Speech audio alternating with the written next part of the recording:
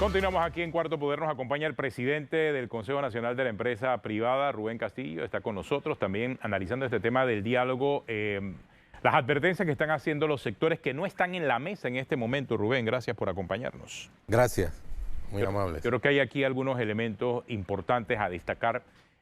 Hasta ahora el diálogo se ha llevado adelante en Penonomé. Solamente un sector ha estado sentado en esa mesa del diálogo. Ahora se habla de la apertura en esta segunda etapa, de la inclusión de otros sectores. ¿Qué tanto eso ha sido así? No sé si nos puedes describir un poco lo que se ha dado hasta ahora, Rubén, y las expectativas que hay de aquí en adelante. Lo que ha habido hasta ahora son esfuerzos para incluir al sector productivo en este diálogo. Esfuerzos por parte del facilitador, que es la Iglesia Católica.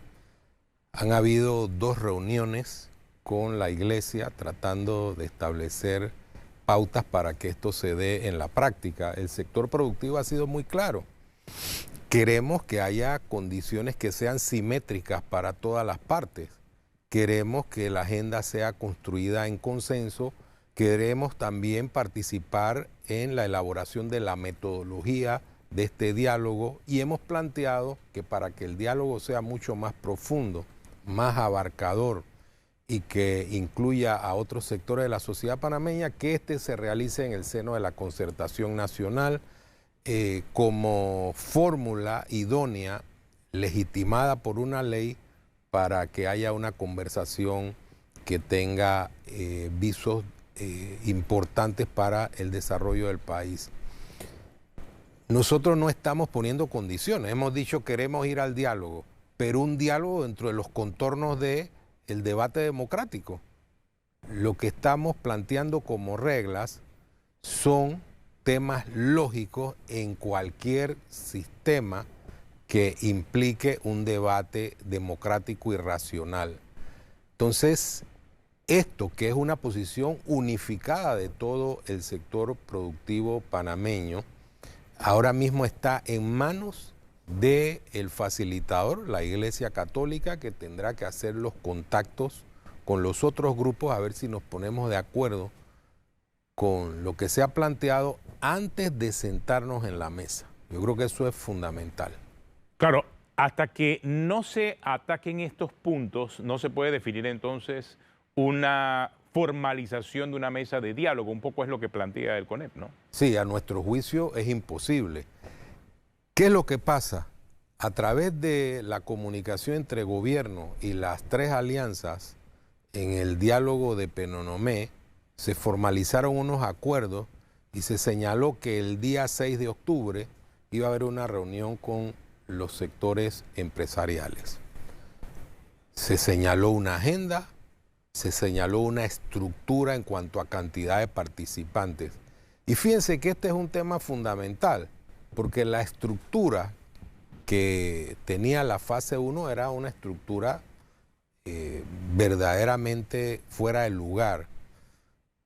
3 grupos tenían mayor cantidad de miembros en la mesa que la contraparte y esa estructura se quiere volver a repetir en la fase 2. Nosotros señalamos que debe haber igual cantidad de representantes de cada uno de los sectores en la mesa, es decir, igual cantidad de las 3 alianzas, del sector productivo, del sector empresarial y del sector gobierno. Eso contribuiría a avanzar en la posibilidad de sentarnos en un diálogo. De otra forma, es una estructura, a mi juicio, totalitaria. Es una estructura que no llama a un diálogo que pueda tener resultados adecuados, sino que es el pronóstico de una nueva imposición. Recordemos que desde el inicio de la instalación de la mesa única, que así fue llamada, del diálogo de Penonomé, se estableció por parte de la facilitadora, la Iglesia Católica, que esa mesa correspondía a la primera fase del diálogo, que iba a ser con esos 3 grupos, con el propósito de apaciguar los ánimos que estaban caldeados, que estaban produciendo cierre de calles, de carreteras, desabastecimiento de alimentos y de suministros médicos, de combustibles a nivel nacional. Pero siempre se dijo, por parte del facilitador, que en una segunda fase estarían participando el resto de los actores nacionales. Y de eso es que se trata esta invitación o esta solicitud que ha hecho tanto la Gran Alianza por Panamá como la Cámara de Comercio como el Consejo Nacional de la Empresa Privada a que se establezcan las reglas claras de esta segunda fase. Sí, definitivamente. El tema, cuando se habló de la primera fase y se comenzaron a tomar decisiones, al margen de otros sectores que tenían que aplicar esas decisiones, lo cual lo deja a uno perplejo. Es decir, las decisiones afectan a los sectores productivos, pero estos no son parte de la discusión.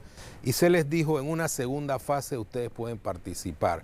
Pero esa segunda fase ya viene condicionada por lo actuado en la primera fase. La agenda, la metodología, la composición de la estructura de la mesa, etcétera, etcétera. Eso sería inaceptable porque sería repetir los errores de la primera fase. Si nosotros queremos hacer un diálogo que genere un gran acuerdo nacional, tenemos que hacer dejación de esas actitudes autoritarias. Debe existir equilibrio en la mesa y no estamos pidiendo nada que afecte a ningún sector. Estamos pidiendo que el diálogo sea verdaderamente entre iguales. No puede haber ciudadanos de segunda categoría. No puede haber una mesa en la cual haya una mayor representación de un sector en desmedro de otro. Entonces nosotros estamos diciendo, vamos a establecer estas reglas para poder sentarnos.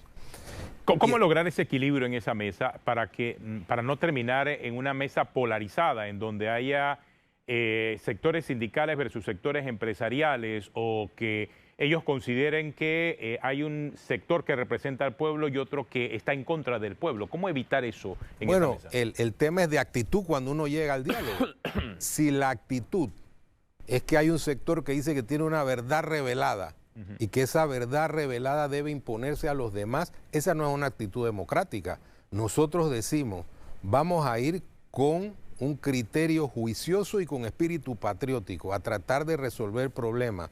No queremos un escenario de conflicto. Claro. Hay gente que está planteando que allá le van a leer las verdades a la empresa privada, como si ese sector fuera impoluto y no tuviera pecados que declarar. Por eso lo digo, porque parece como un escenario de guerra y confrontación. Bueno, no tiene sentido. Claro. Y nosotros no caemos en ese tipo de argumentación. Nosotros creemos que hay que llegar a una mesa pensando en el país y no en los intereses particulares que se pueden mover en un momento dado.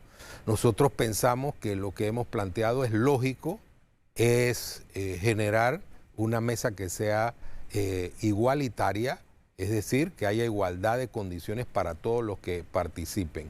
Y hemos dicho también dos cosas fundamentales. Primero, que podamos revisar y evaluar lo planteado en la primera fase y que además tengamos el escenario de la concertación nacional. Nosotros estamos en la línea de recuperar instituciones, de darle el valor y el vigor a las instituciones, no en la línea de marginarlas. Si la concertación es una institución que tiene una validez jurídica, entonces nosotros tenemos que recuperar esa institución, lograr que le tome el pulso a los problemas nacionales, porque allí están representados todos los sectores y no excluye la posibilidad de que otros sectores se incorporen. Rubén, tenemos una pausa, ya regresamos aquí en Cuarto Poder, hoy hablando acerca del diálogo nacional. Una pausa y regresamos. Estamos de vuelta en Cuarto Poder conversando con Rubén Castillo Gil, presidente del Consejo Nacional de la Empresa Privada, sobre esta perspectiva que se avecina, que el ideal es que efectivamente se logren sentar en una gran mesa.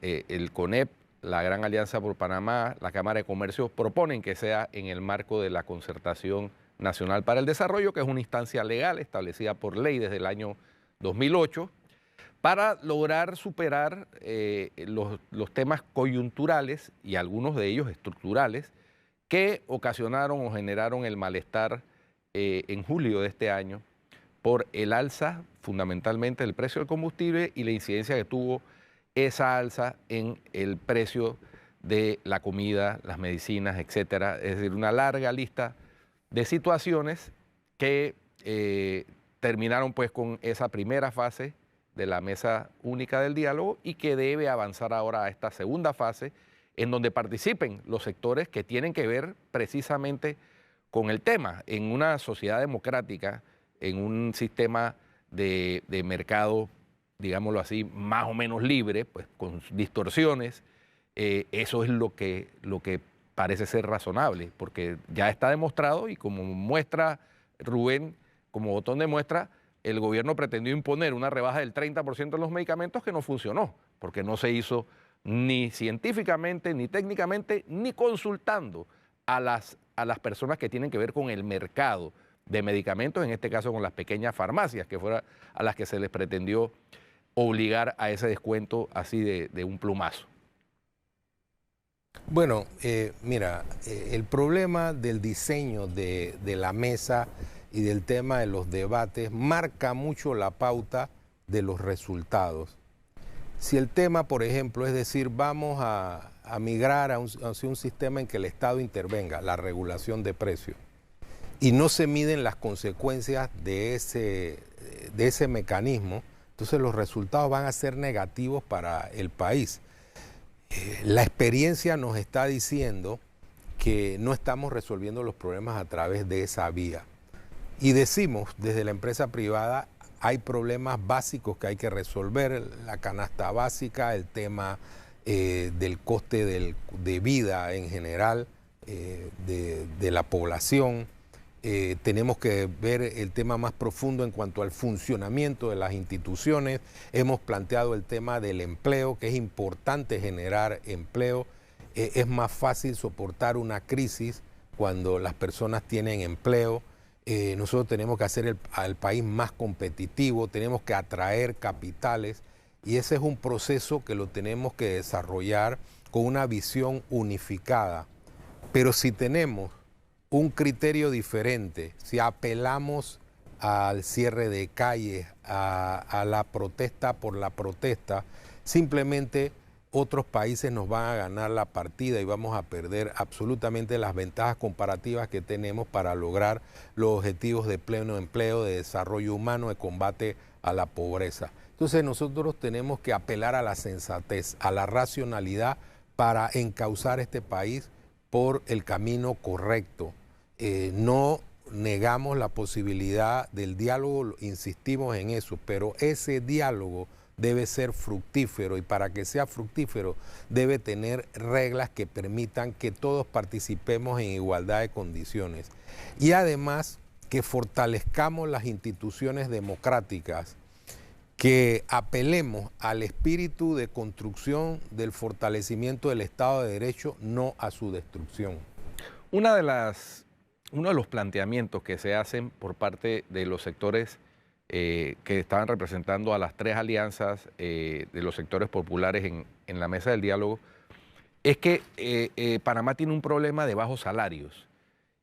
Cuando comparamos eso con la realidad, ese dicho, con la realidad de que Panamá tiene el salario mínimo más alto de Latinoamérica y que ese salario mínimo, pues de alguna manera, sumado a otras distorsiones como por ejemplo el descuento a los jubilados, que el Estado nunca le ha reconocido al sector privado lo correspondiente a ese descuento que obligatoriamente tienen que conceder a todas las personas mayores de 55 años, mujeres y mayores de 60 años, varones, que es cuando adquieren el derecho al descuento, no a la jubilación, le falta 2 años más para la jubilación.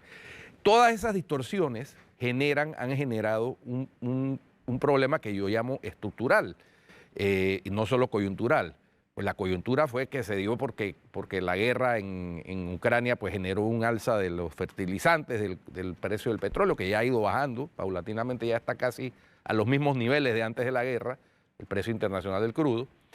Y esos problemas estructurales son los que requieren estas mesas de concertación, de diálogo, para atacarlos en donde hay que atacarlos. Pero eso se logra es con elementos de información técnica, de elementos de información estadística del Estado, que es el Estado el que la maneja, digámoslo así, oficialmente, y no siguiendo líneas políticas o ideológicas dictadas desde afuera. Y eso pareciera ser que no es tan fácil de entender, Rubén. Bueno, esa es una dificultad cuando existen objetivos políticos en vez de objetivos de país. Nosotros apelamos a los objetivos de país. Los temas que tú mencionas sobre el desarrollo de las condiciones de vida de los ciudadanos, nosotros tenemos que apelar a la educación, hacer un plan para fortalecer la educación, porque ahí está la generación de la igualdad de las oportunidades.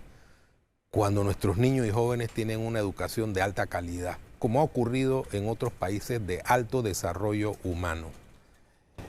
Otro tema que tiene que ver con esto es el manejo de los subsidios. Nosotros no podemos tener una estructura económica basada en un festín de subsidios. Tenemos que generar una economía productiva para que las personas no requieran un subsidio porque van a tener un trabajo bien remunerado. Una economía donde los subsidios florecen sin control es una economía enferma. Una economía sana es la que produce empleo y empleo de calidad. Y para eso en el mundo de hoy, el mundo de la posmodernidad, es importante que haya una educación de alto nivel. Nosotros tenemos que buscar cuáles son los patrones o paradigmas del futuro y encauzar nuestra educación hacia ese lugar. Si no lo hacemos, y peor aún, si mantenemos en zozobra al sector educativo a través de constantes paros que afectan la continuidad del proceso educativo propiamente tal, entonces nosotros no vamos a lograr esos objetivos.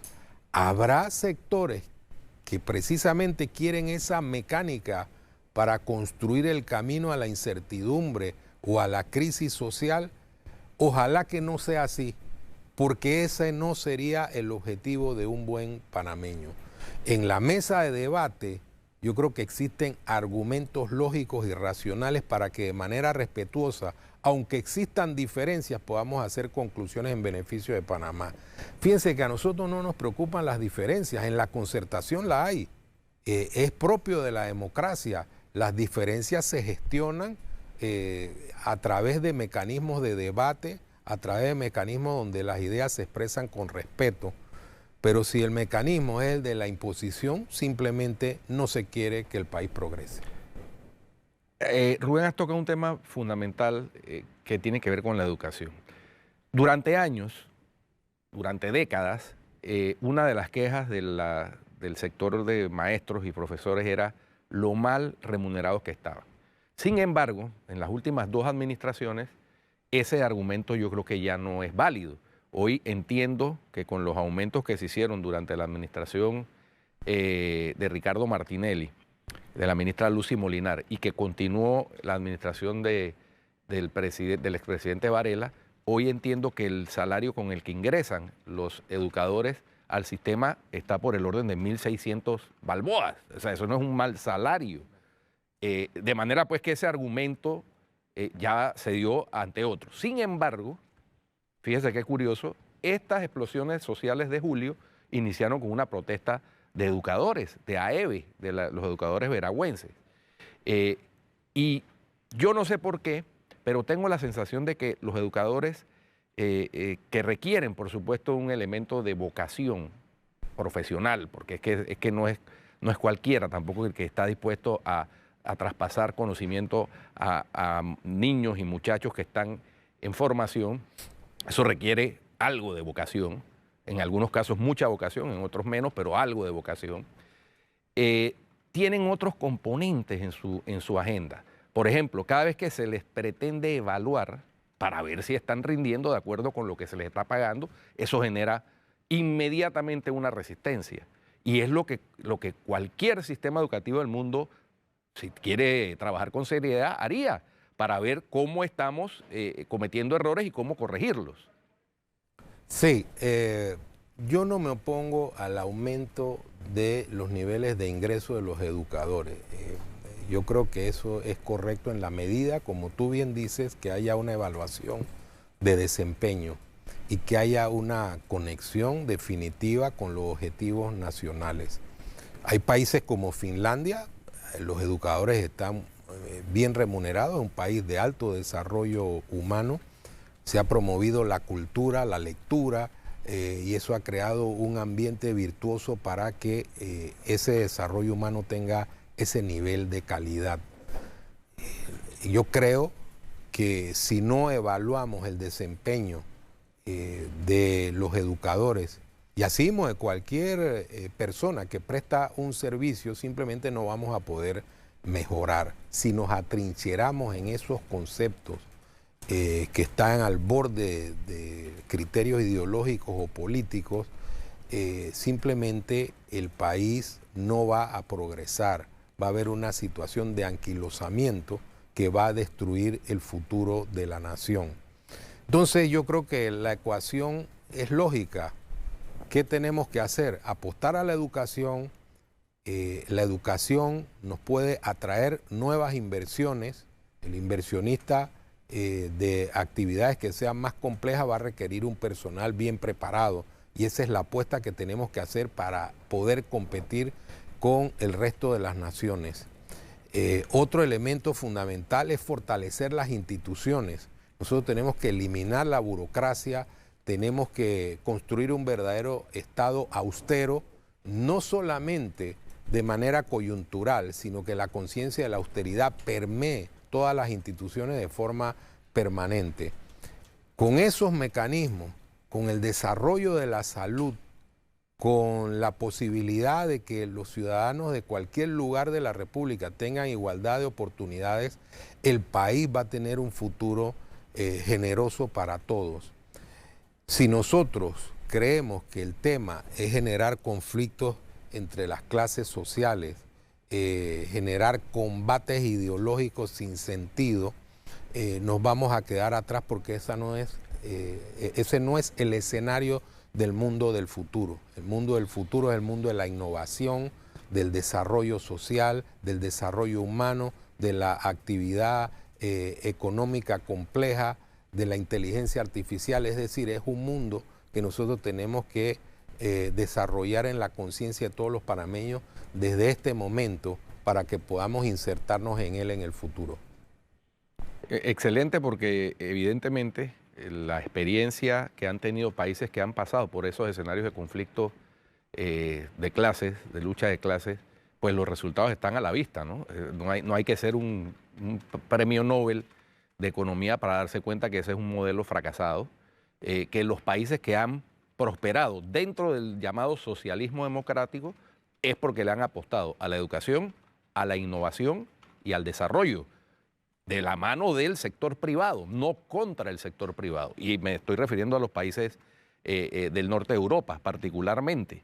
Esos son países que han tenido gobiernos, fluctúa el péndulo ciertamente entre izquierda y derecha, pero en la izquierda son siempre izquierdas democráticas y le han apostado a estos elementos que mencionaba Rubén, y por eso son los países más desarrollados del mundo. Bueno, hay un alto grado también de libertad económica en esos países cuando uno analiza el desempeño de los mismos. El tema es que no podemos mirar el futuro con las ideas de la década del 60 del siglo pasado, que es el error en el cual muchos caen.